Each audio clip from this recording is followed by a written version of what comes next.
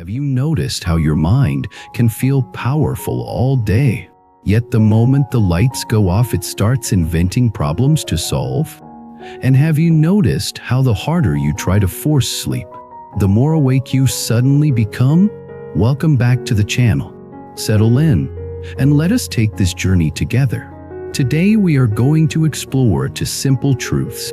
First, your mind is not your enemy. It is a tool that learned certain habits, and habits can be retrained. Second, deep rest becomes possible when you stop wrestling with thoughts and start guiding attention with kindness, so the nervous system learns safety again. Breath by breath. Take a slow breath in and a slow breath out. If you are in bed, let the bed do the holding. If you are sitting, let the chair do the holding. If you are listening with eyes open, soften the gaze. If closing the eyes feels safe, let them close. Tonight is not about forcing anything, not forcing calm, not forcing silence, not forcing a perfect experience. Tonight is about learning a different relationship with the mind, the kind of relationship that makes sleep easier and life steadier. There is a common misunderstanding about the mind. People think the mind is supposed to be quiet all the time, like a screen that goes blank when you want it to. But the mind is more like a weather system. It changes, it moves, it produces patterns based on what it has learned. And if the mind has learned it, that night is when you review mistakes, predict danger, or replay old scenes. Then night becomes a trigger, not because you are weak, but because the brain is doing what it was trained to do. So what do? We retrain, not with punishment, not with pressure, with repetition, with wise attention, with compassion. Let me tell you a story. Imagine a person who owns a very strong horse. The horse is fast, loyal, and full of energy. During the day, the horse pulls the cart, climbs hills, and crosses long roads. But at night, when the person wants to rest, the horse keeps pacing in the stable. The person thinks the horse is bad. The person tries to shout at it. The person tries to tie it tighter. The person tries to force it to be still. But the horse is not bad. The horse is trained to move. It was rewarded for moving. It was praised for moving. It learned that movement equals safety and survival. A wise trainer arrives and says, "Your horse does not need more force. It needs a new routine. It needs reassurance. It needs a calm pattern repeated." So the trainer begins to slow the horse down with gentle steps. The trainer speaks softly.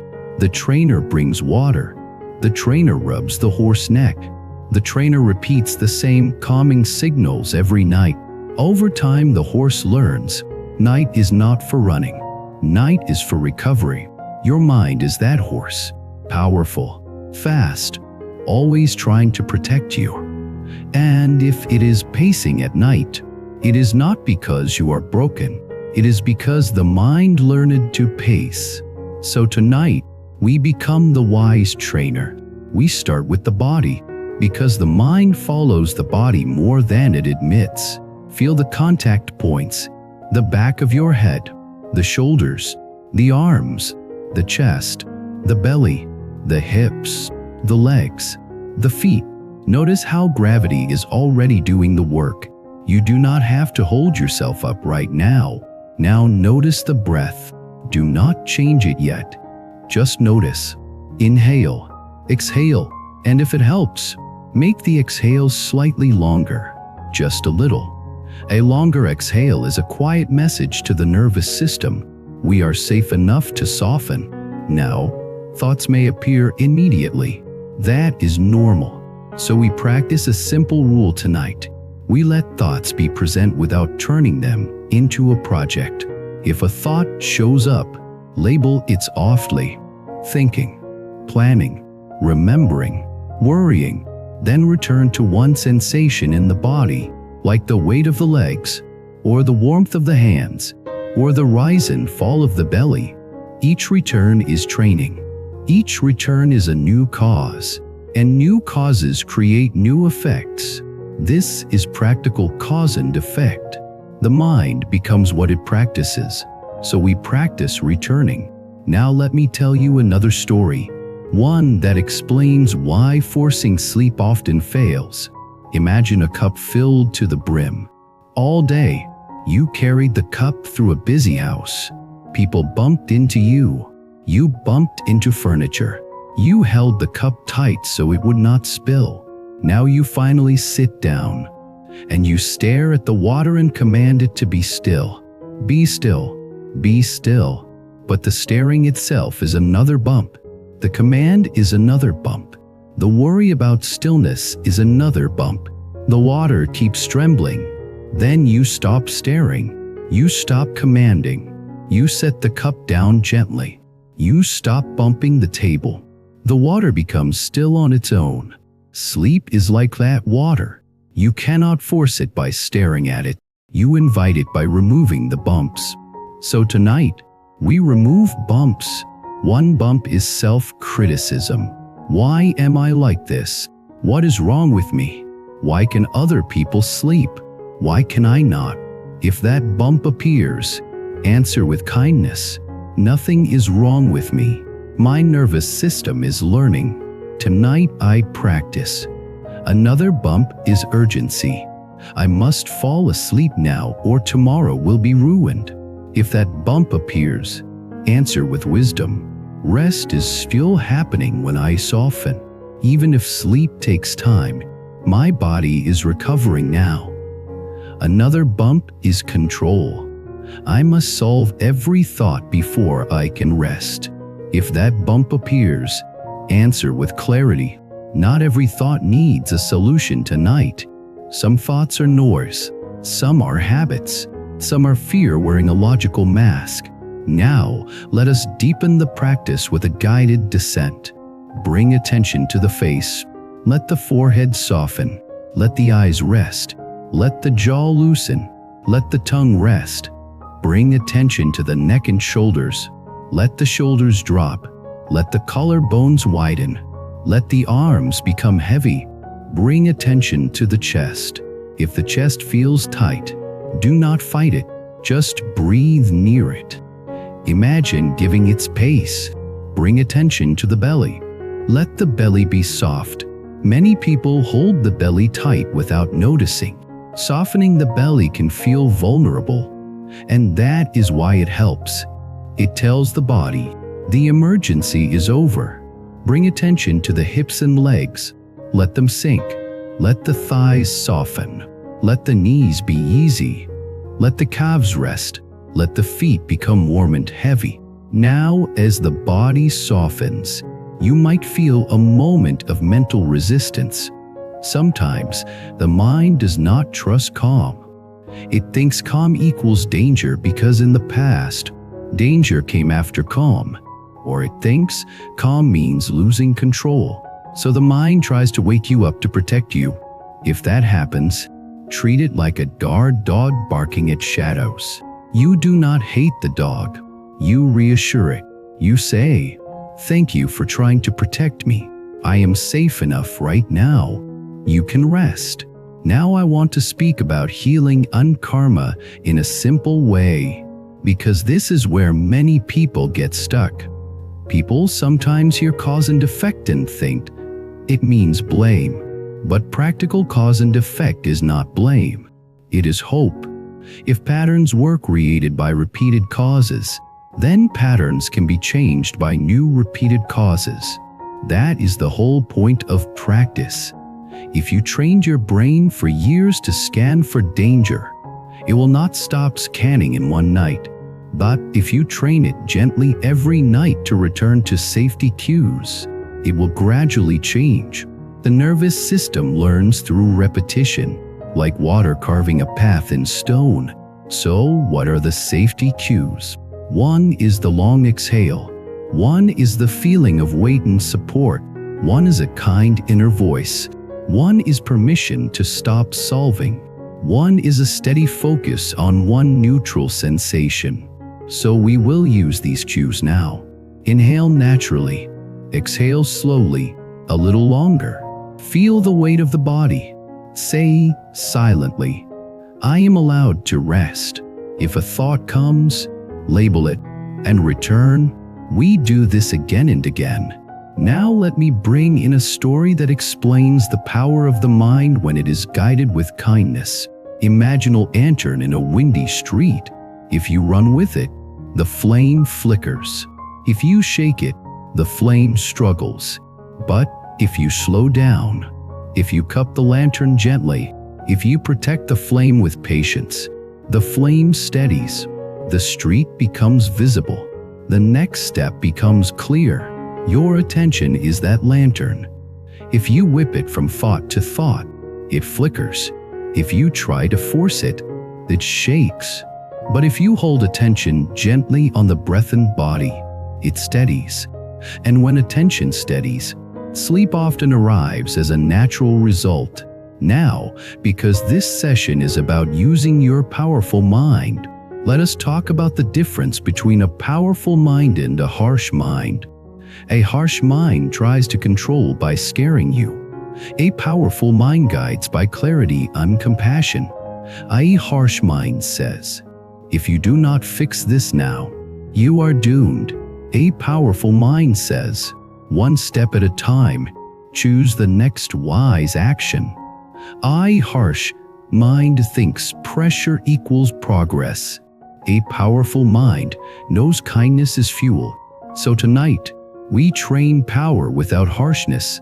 Now we do a gentle visualization. Keep it simple. Imagine a wide sky. Thoughts are clouds. Some clouds are bright. Some are dark. Some are thin. Some are heavy. The sky does not fight the clouds. The sky allows clouds to pass. The sky remains larger. Now, see a thought cloud drift by. Maybe it is about tomorrow. Maybe it is about the past. Maybe it is about a person. Maybe it is about a mistake. You do not have to push it away.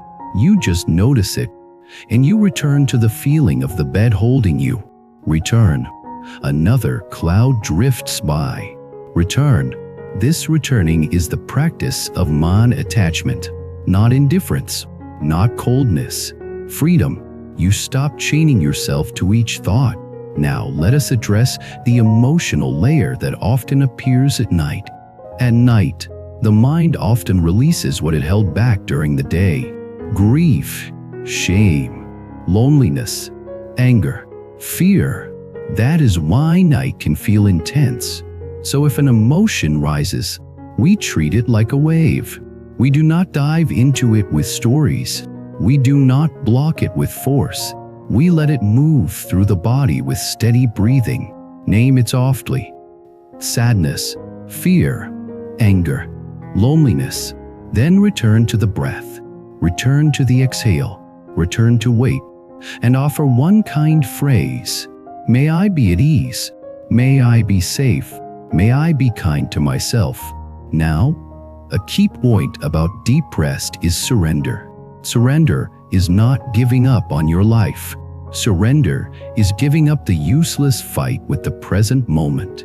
So tonight, surrender can be practical. Surrender your jaw. Surrender your shoulders. Surrender the need to know everything now. Surrender the replay loop. Surrender the demand that the mind be perfect. You can still care deeply about your life. You just stop trying to carry it all on your back while you sleep. Now let me share a daily life example that connects this to your waking hours, because deep sleep training is also life training. Imagine you had a hard conversation today. The mind wants to replay it at night. It wants to rewrite the script, to win, to prove, to defend. That is the mind seeking control. The wise response is to schedule repair for daytime, not for midnight. You can say, I will reflect tomorrow when my brain is rested. Tonight I rest. This is wisdom. Or imagine you made a small mistake. The mind wants to punish you with insomnia. It thinks punishment will prevent future mistakes. But punishment usually makes future mistakes more likely because it drains your energy. So the wise response is self-compassion. I learn it. I am human. I will do better. Tonight I rest. This is compassion. Now we move deeper into the sleep rhythm. If your eyelids feel heavy, let them be heavy. If your breathing slows, let it slow. If your thoughts become fuzzy, let them become fuzzy. You do not need to hold on to this talk tightly. Let the words become background. Let them float. If you are still alert, that is fine too. Keep practicing the simple loop. Feel the weight. Exhale long. Label the thought. Return. Now, I want to offer you a gentle inner promise. Because many people with nighttime anxiety feel alone inside their own head. Try saying silently, I will not abandon myself tonight. I will not attack myself tonight. I will guide myself the way I would guide someone I love. Notice how that changes the inner atmosphere. Even if sleep does not arrive instantly, this inner atmosphere is healing. This is building a new home inside you. As we come to the end, notice what has shifted, even slightly. Maybe the body is heavier. Maybe the jaw is softer. Maybe the breath is steadier. Maybe the mind is less sharp. Do not chase a big outcome. Respect small changes. That is how practice becomes a life. Before we finish, I want to reflect on what a powerful mind truly is. A powerful mind is not a mind that never worries. A powerful mind is a mind that notices worry and returns to wisdom. A powerful mind is not a mind that never feels fear. A powerful mind is a mind that holds fear with compassion and chooses skillful action. A powerful mind is not a mind that controls everything. A powerful mind is a mind that accepts what cannot be controlled and focuses on what can. That is the middle way. That is awakening in daily life. That is the path of training the heart and mind toward freedom. If this helped you, please subscribe to the channel, like the video, and leave a comment with what you noticed. Share your story as well, because someone else might hear your words and feel less alone. Thank you for spending this time with me. Until next time, take care.